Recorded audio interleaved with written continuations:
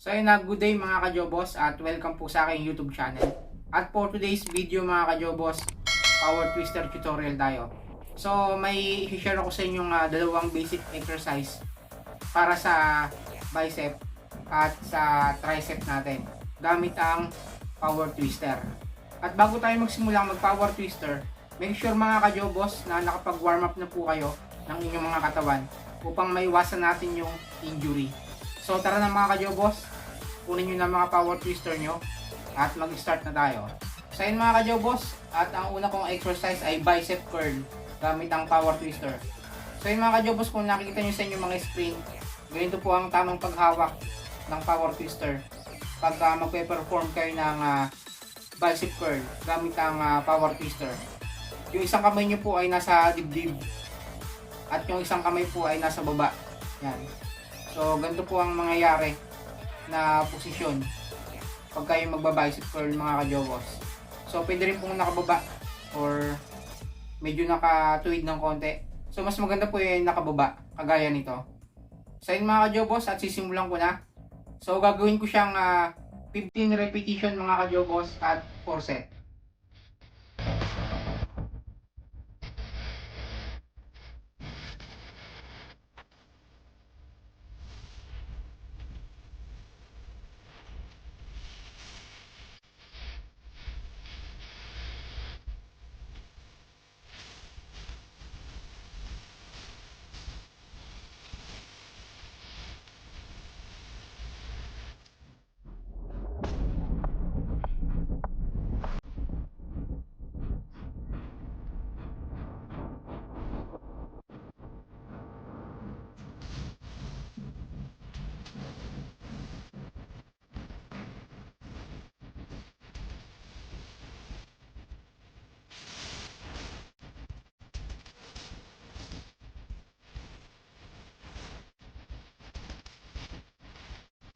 At next naman na yung kaliwa namang braso. So, 4 set pa rin, 15 repetition. Let's go!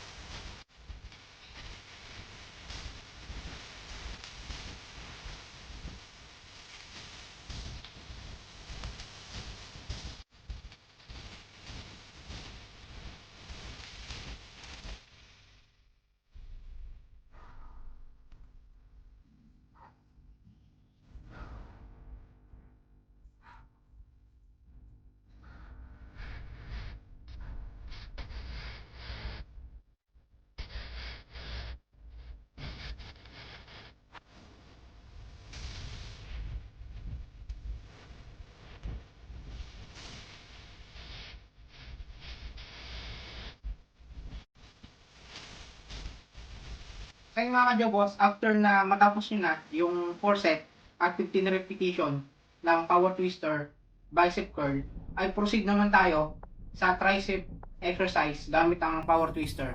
Next naman natin ay yung tricep exercise gamit ang power twister.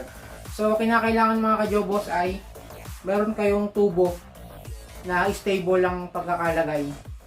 So, dito natin susuksok yung handle ng power twister kagaya nito. Yan.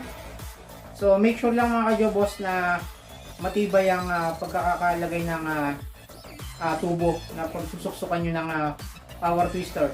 So yung ginamit ko ay yung sa aking bench para sa chest. Yan. Barbell bench to. So tinanggal ko lang yung tubo na nakapatong. So doon ko sinuksok yung handle ng aking power twister para sa tricep exercise. So tara mga kajobos at panoorin nyo po kung paano ko gagawin ng power twister tricep exercise. At yun nga mga kajobos, bago ko simulan to, make sure po na bago nyo gawin yung gantong klaseng exercise ay kailangan nakasuot yung strap nyo sa inyong mga kamay. So yung sa akin mga kajobos ay wala na sa sobrang katagalan. So gamay ko na rin naman yung bigat ng aking power twister, kaya kahit walang strap kaya ko na kontrolin yung pwersa ng 30 grams na power twister ko. Ayan. At so bali ano rin to, sobrang challenging kasi pag hindi stable yung kamay mo, pwedeng pumitik pa kaliwa or pwedeng pumitik pa kanan. Yan. So kailangan talagang stable yung pagkakakapit mo sa power twister mo. Gagawin ko siyang 4 set at 15 repetition. So panoorin nyo lang mga ka-Jobos kung paano ko to gagawin.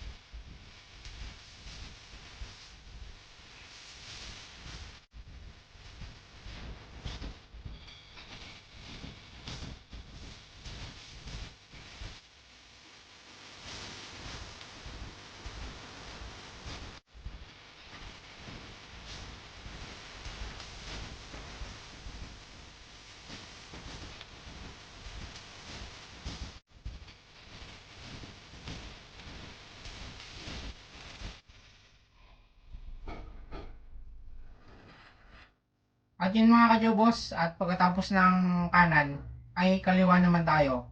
So ganoon pa rin, 4 set, 15 repetition. So tara mga ka-Jobos, let's go!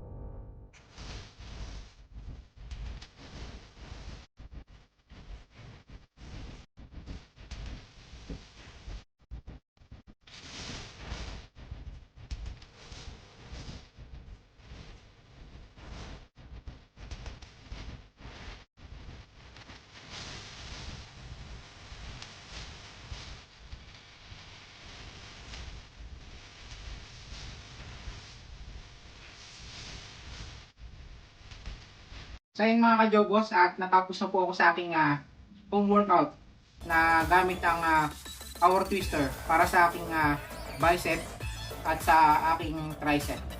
At yun na nga po mga ka-Jobos, at sana po nakatulong sa inyo yung aking ginawang video na power twister exercise para sa bicep at tricep. Yun na mga ka-Jobos, at maraming salamat kung nakarating po kayo sa dulo ng vlog na to. At sa mga bago nga lang po pala sa aking YouTube channel, sa mga napadaan lang po dito, huwag niyo po kalimutang suportahan ang aking YouTube channel by clicking the subscribe button. At huwag niyo na rin po kalimutang i-hit ang notification bell button para kayo po ang unang ma-update pag may mga bago akong post na video para sa mga home workout. Ito gaya ng power twister tutorial at sa Jobos tutorial, at ganoon na rin po sa aking motovlog. So yun mga ka-Jobos, until next upload po ulit. At mag-iingat po kayo mga ka-Jobos. Maraming salamat.